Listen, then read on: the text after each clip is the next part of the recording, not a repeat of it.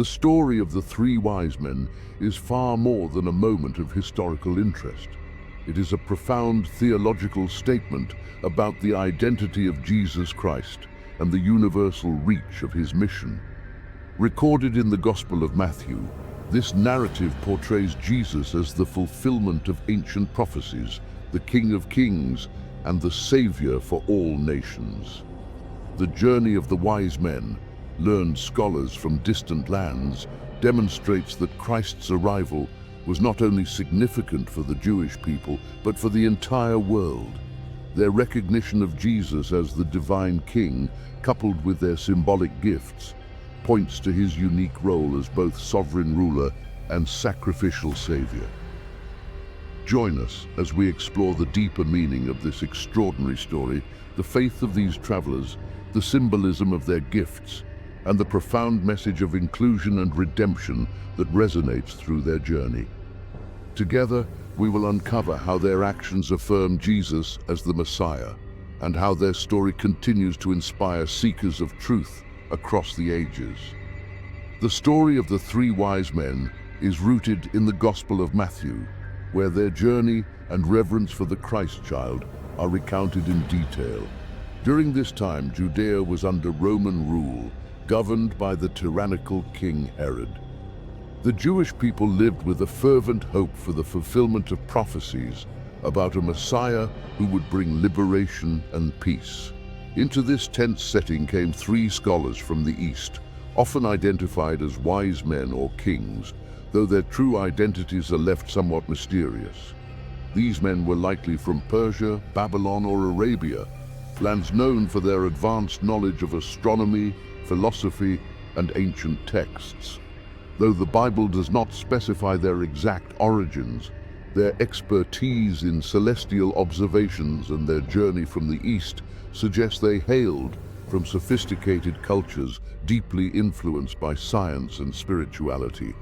They may have been Zoroastrian priests from Persia or astrologers from Babylon, individuals who interpreted the heavens for signs of divine activity.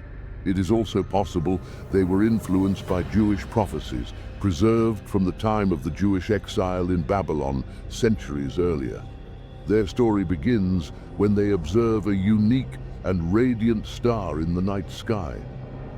As scholars, they interpreted this celestial phenomenon as the sign of an extraordinary birth. The prophecy they followed may have been influenced by texts like Numbers 24:17. A star shall come out of Jacob, and a scepter shall rise out of Israel. Compelled by this revelation, they embarked on a long journey to honor the one they believed to be the King of the Jews. After traveling for weeks or months across deserts and mountains, they arrived in Jerusalem. There they inquired, "Where is he who has been born King of the Jews? For we saw his star when it rose and have come to worship him." Matthew 2:2. Their question troubled King Herod, who saw any talk of a new king as a threat to his throne. Herod summoned his advisors, who confirmed from the scriptures that the Messiah was prophesied to be born in Bethlehem. "But you, Bethlehem, in the land of Judah, are by no means least among the rulers of Judah. For out of you will come a ruler who will shepherd my people, Israel." Matthew 2:6, quoting Micah 5:2. Feigning interest, Herod directed the wise men to Bethlehem, asking them to return and report the child's location so he too could worship him. However, Herod's real intent was to eliminate any rival to his power.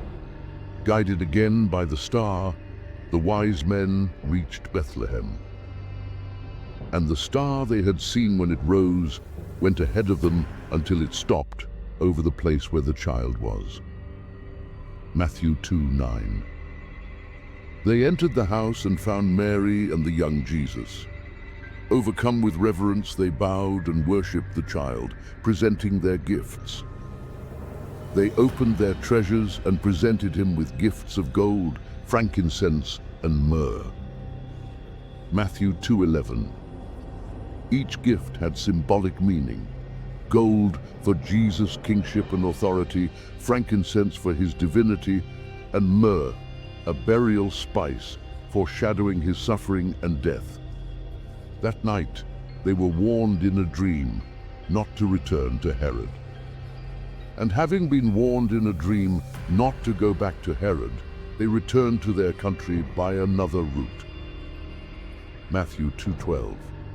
Meanwhile, an angel appeared to Joseph, instructing him to flee to Egypt with Mary and Jesus to escape Herod's wrath. Herod, enraged by the wise men's departure, ordered the massacre of all boys under 2 years old in Bethlehem, a tragedy remembered as the slaughter of the innocents. The story of the wise men is a powerful testament to faith, humility, and divine guidance. These men, likely from Persia, Babylon, or Arabia, traveled great distances to honor the Messiah, fulfilling Isaiah's prophecy.